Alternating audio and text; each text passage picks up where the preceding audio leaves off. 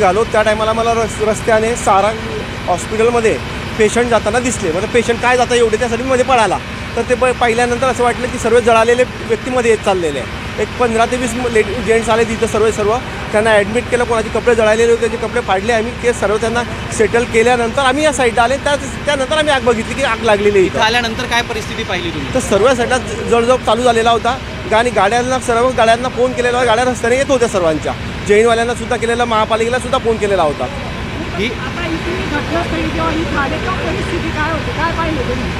पूर्ण आगीचे लोट वाढत होते या ठिकाणी.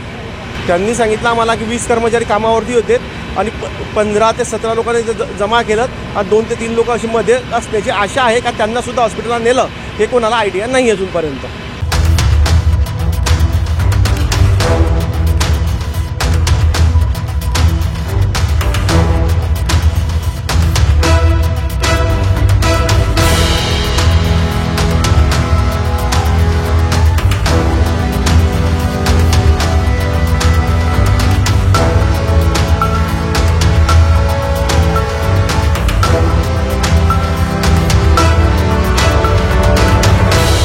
मौर्या केमिकल या फॅक्टरीला जळगावच्या MIDCमध्ये सकाळी जवळपास 9:15च्या सुमाराला या ठिकाणी एक मोठा स्फोट झाला आणि या कंपनीला या ठिकाणी आग लागली. जवळपास 17 लोकांना आतापर्यंत बाहेर काढण्यात आलेलं आहे.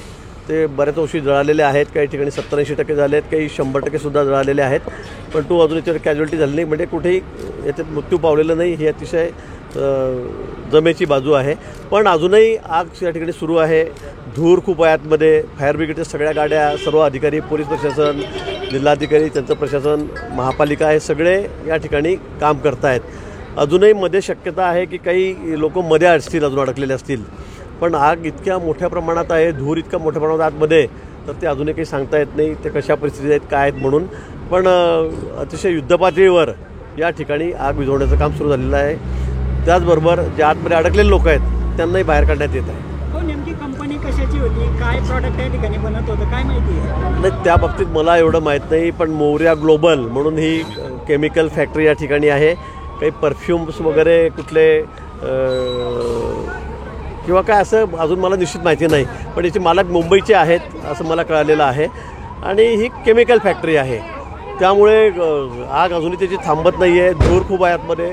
कुठे कुठे अजूनही स्फोट होत आहेत मध्येच.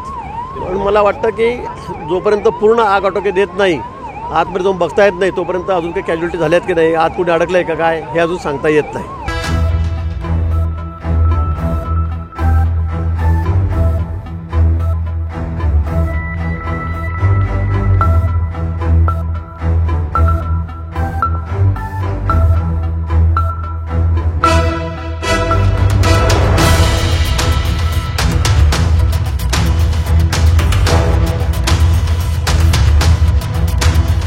प्रथमदर्शनी पाहिली असता इथे 5-6 कर्मचारी जखमी अवस्थेमध्ये आहे आणि बऱ्याचपैकी 50%च्या वरती इथे जखमी झाल्याचं या ठिकाणी दिसतं आहे. आणि मला तरी असं वाटतं की मुंबईला सुद्धा हलवण्याच्या या ठिकाणी सूचना देण्यात आलेल्या आहे की चांगली ट्रीटमेंट व्हावी याच्याकरता या ठिकाणी डीन यांना सूचना करण्यात आलेल्या आहे की त्यांना मुंबईला जरी ट्रीटमेंट करावी लागली तरी आपण करूया. आणि मला तरी असं वाटतं की लवकर तातडीने इकडे शिफ्ट केल्यामुळे यश येईल अशी खात्री आम्हाला आहे. आगीचं कारण काही समोर आलंय का? हे आता समजेल आगीचं कारण, कारण की अजूनही तिथे आग विझवण्याचं काम सुरू आहे. त्याच्यामुळे आगीचं कारण अजून समजलेलं नाही आहे, पण चौकशीमध्ये ते येईल.